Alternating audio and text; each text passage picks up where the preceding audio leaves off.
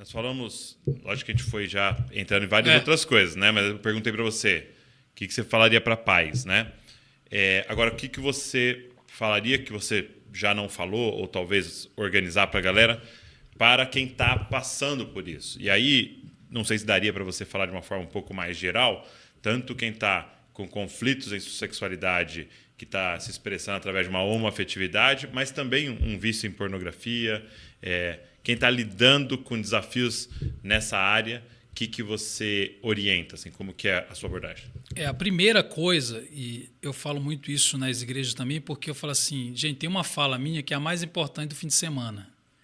E ela não é a mais técnica, não é aquela que fala mais sobre sexualidade, assim, detalhando. A principal pergunta é quem a gente ama mais. Okay. Essa é a mais importante. Tem dois tipos de sexualidade. Para o Evangelho existe dois tipos de sexualidade. Apenas dois. Não é homem hétero, não é homem mulher, não é casado e solteiro, não é jovem e velho, só são dois tipos. A primeira sexualidade é a administração dos meus afetos, dos meus desejos e do prazer, visando a glória do Criador. Okay. Essa é a A. A B é a administração dos mesmos afetos, dos mesmos desejos e do mesmo prazer, visando a glória de uma criatura. Isso parece ser muito simples, mas é o resumo de tudo. Para quem eu vivo é mais importante do que o que eu sinto. Quem é mais importante? Quem eu amo mais é mais importante do que eu sinto. Do que me atrai. E se eu tenho uma coisa na minha vida, que você falou, né, pode ser aqui na área mais da questão das orientações sexuais, dos vícios e tal. A questão é, se algo na minha vida está claramente em dissonância com o Evangelho, isso é apenas o sintoma de que tem algo no meu coração que é mais importante que Cristo. Então, essa tem que ser a lógica. Ok. Essas coisas do comportamento, da vida, estão denunciando o coração. A gente precisa descer para o coração e perguntar, eu estou vivendo para quem? A quem eu estou dedicando? Eu administro os meus afetos, o que eu sinto, o que me atrai, o que me gera prazer. Eu estou administrando isso visando a glória, a satisfação de quem? É aí que a transformação vai acontecer, porque eu vou migrar da sexualidade A para B. Aí eu vou ter de abandonar essa criatura, que pode ser alguém, mas geralmente sou eu mesmo. E para abandonar, eu diria que tem 3 grandes passos. Primeiro é uma identificação. A gente precisa identificar o que amamos mais. Às vezes não é tão fácil. Então nós vamos ter que ser extremamente real. Precisa orar muito, porque às vezes não. O nosso coração nos engana. A gente olha para ele e fala assim, não, mas eu não amo, não. A gente precisa pedir a Deus que nos mostre. Por exemplo, na história de Davi, qual era o maior ídolo? Alguém diria sexo. Cara, com certeza não. Por quê? Porque Davi manda matar. Não por causa de sexo. Qual é o motivo que faz Davi mandar matar? Que é o auge da história. O auge da história não é quando ele pega a vizinha. É quando ele manda matar o marido dela. Ele está mandando matar por causa da reputação. A imagem. Esse é o maior ídolo de Davi. É muito maior. Ele faz várias tentativas, né? Chama o cara e tal. E ele se torna assassino para não permitir que as pessoas descubram o que ele realmente havia feito. Esse homem és tu. Ele não queria que isso viesse à tona. Então, nem sempre o ídolo é tão claro. Eu lembro muito de um amigo meu que viveu uma vida muito falsa. Ele era um pastor. Eu atendi ele depois que o escândalo veio. E o cara viveu assim estvários casos extraconjugais, com homens, no caso dele, como tem de mulheres também. Ele falava para mim, Davi, eu estava vivendo uma vida absurda. Eu comecei a ser chantageado por um dos caras. Eu pregava olhando para a porta da igreja. Porque a qualquer momento o cara ia aparecer. Só que aí veio tudo à tona, ele confessou, papapá, aconteceu todo o escândalo, tal, ele deixou de ser pastor daquela igreja, eu encontrei com ele um mês depois.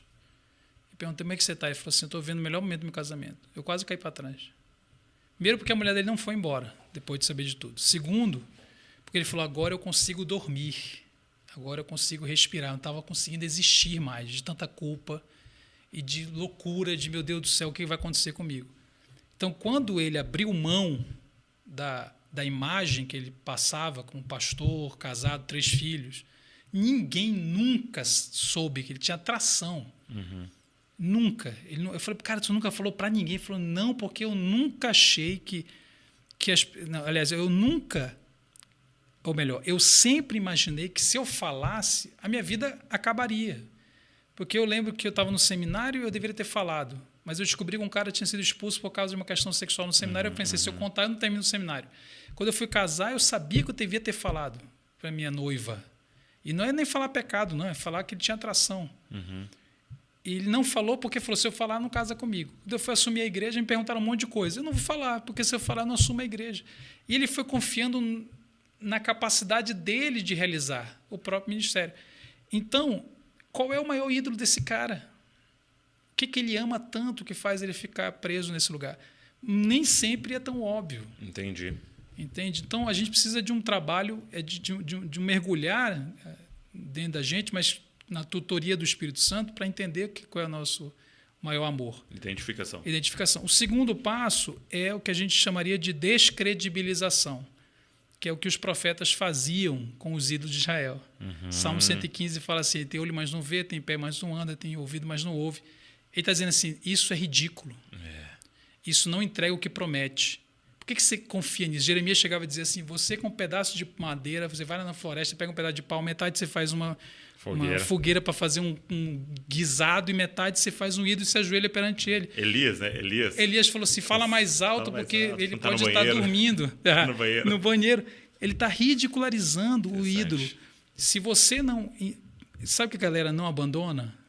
Porque ela continua... Galera não, a gente, né? A gente não abandona porque a gente continua acreditando que aquilo vai nos realizar. Aquilo vai me realizar. Se eu mudar de nome, vai me realizar. Uhum. Se eu mudar de sexo, se eu mudar de parceiro, se eu mudar de vida de estado civil, se eu mudar de igreja, se eu estiver no controle da minha vida, não vai ser vapor no final, como Salomão diria. Uhum. Vai ter o tesouro no final do arco-íris.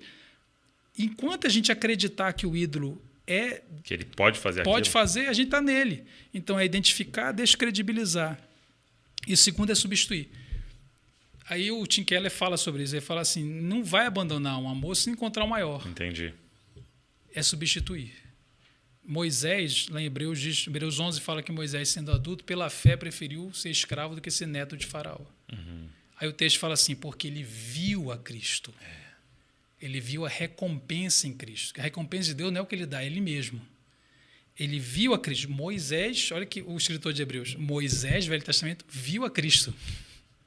E por causa daquilo que ele viu, ele trocou, ele abandonou. Então, se a nossa vida, independente de Deus, parece ser tão fantástica, é porque a gente não está vendo quem é Jesus. Um vislumbre de quem é Jesus, a comparação fica ridícula.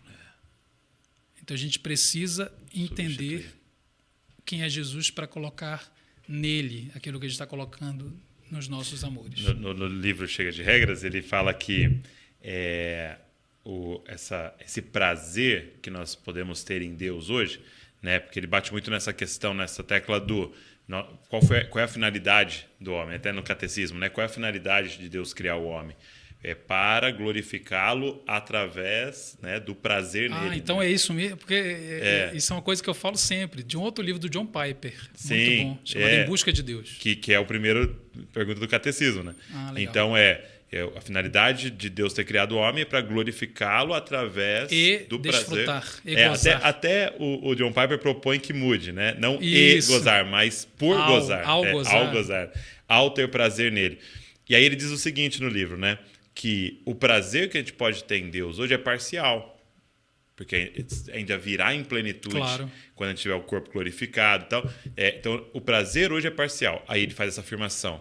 Porém, o prazer parcial que você pode ter em Deus hoje é superior à totalidade de qualquer prazer que essa vida pode te dar. E é isso que você tem que crer, né? Você Exatamente. tem que acreditar nisso. É glorificar a Deus. Inclusive, eu não falei, né? A sexualidade é administração, afeto, desejo e prazer para a glória de Deus e fazendo de Deus a minha maior fonte de felicidade. Eu sempre falo isso. Porque essa é a segunda tarefa. Porque a primeira tarefa, glorificar, fala da negação, do dever. Sim. Eu devo, por exemplo, devo. pornografia. Eu preciso parar de buscar ali. Então, o que eu estou buscando? Primeira coisa, o que eu estou buscando no pornô? Eu estou buscando consolo, conforto. Eu estou estressado, eu preciso de pornografia para me desestressar. Então, eu preciso de 2 movimentos. Um de negação, mas eu preciso colocar uma coisa no lugar. E, cara, eu vou te falar, nunca me disseram isso quando eu estava na igreja adolescente, porque eu tive problema com pornografia. Isso aí eu tive. Eu não conseguia parar de ver pornô na adolescência. Aí até que eu consegui por trancos e barrancos. Nunca ninguém me disse isso, porque só me diziam assim, pare de ver.